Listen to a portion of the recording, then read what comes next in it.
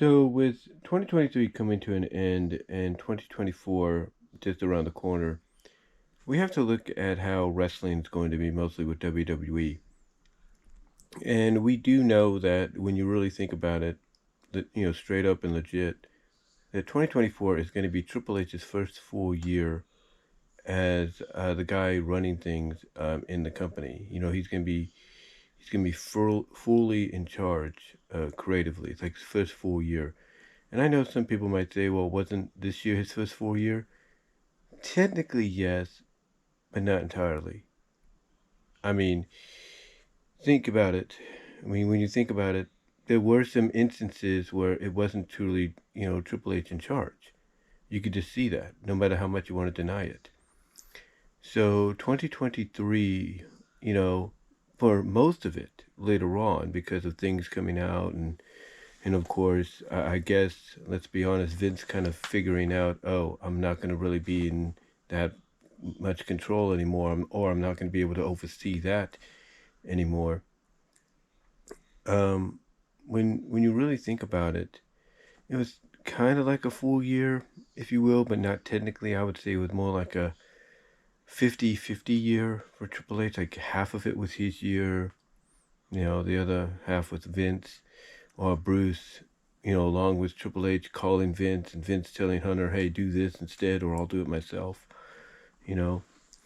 Um, to me, I look at the fact that when when you get when you get down to it with 2024 coming up, it is definitely going to be the first full year for Hunter to really just put his foot down, plant his flag and say, hey, this is how things are going to be.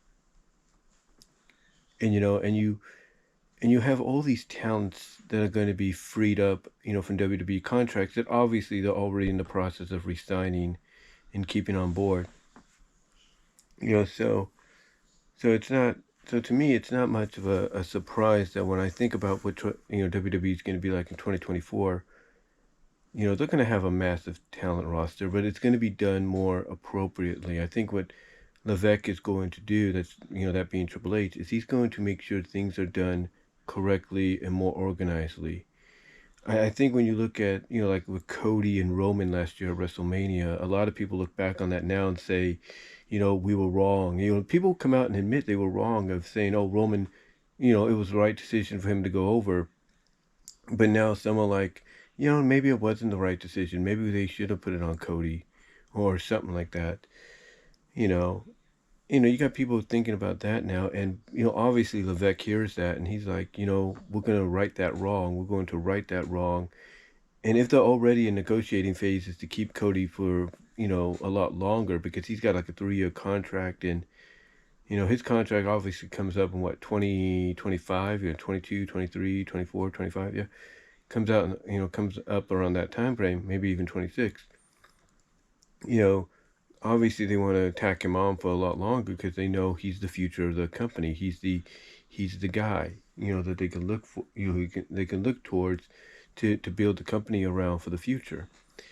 He's got that presence about him, and obviously Hunter's going to be like, yeah, we got to correct that wrong from WrestleMania last year, because I think honestly, when you get down to it, I don't think that was a Paul Levesque call. I think that was a Vince McMahon call. And, let's be honest, Vince is always going to be petty. He's always going to have some, or not always, he's always, well, what I was trying to say is he's going to always try to find some way to get back at somebody for defecting to the competition or helping to grow the competition, if you will, a future competition. Because he doesn't like that. He doesn't like competition, period. He wants to be the only game in town. So to me, I think it was more of a Vince call than anything. Honestly, for Cody to lose to Roman. That's just my opinion. But I think this year Hunter's going to correct that, hopefully, and it's going to be, like I say, a year for him to really put his flag in the ground and stake his claim. Like, hey, this is how WWE needs to be run. This is how WWE has to be run. This is what we need to do. This is the direction we have to go in. These are the stars we need to push. And you're seeing glimpses of that. You're seeing momentary glimpses of that all abroad. And some of the changes are not just creative either. I mean, you're looking at, like with the booking schedule and everything. Usually, when Vince was in charge, he'd make sure that everybody was working, even up till Christmas, and saying, "Oh, well, you only get Christmas weekend off, and that's it." Paul's like, "Look, I'm a family man myself. I'm a father myself. I nearly lost my life and everything. I almost came close to leaving my wife as a widow and my children fatherless. You need to spend time with your family." So for him and Nick Khan to make that decision of, yeah, let's just give everybody a week off, let them go home, be with their family, spend Christmas and all that, and then bring them back on the road, maybe the day after or something like that, for maybe giving people the choice to do that, I think, is a good example of going in the direction they need to go in, going forward in 2024 and beyond. You know, you see that, and you see the fact that he's also amending a lot of fences with people that you wouldn't think would come back, like CM Punk and such, because he knows, hey, if we're going to, work with this guy again, we got to swallow our pride. We got to show that we've matured and grown up and gone beyond our pettiness and everything, and even admit our faults, to a T. So I definitely look at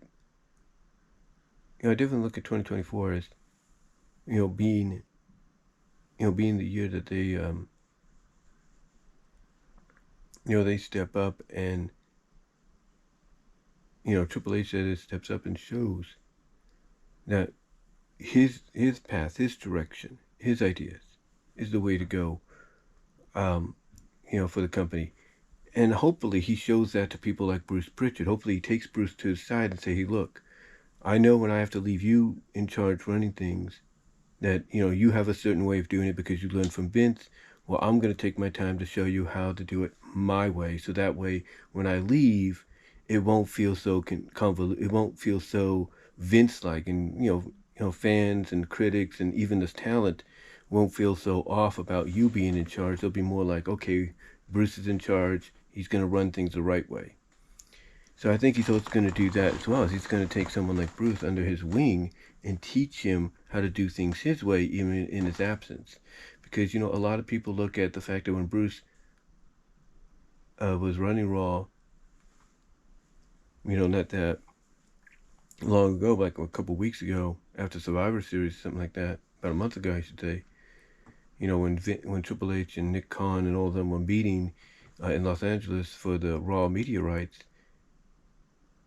that basically, Raw was decent, but you could feel like it was not a Triple H led show. It felt more like a Vince led show, but with Bruce running things, because Bruce basically learned from Vince. So I think this year, like I said, he's going to ensure that Bruce realizes, hey, if I'm going to leave you in charge, you're going to have to do it this way, my way, you know, and no one else's, you know.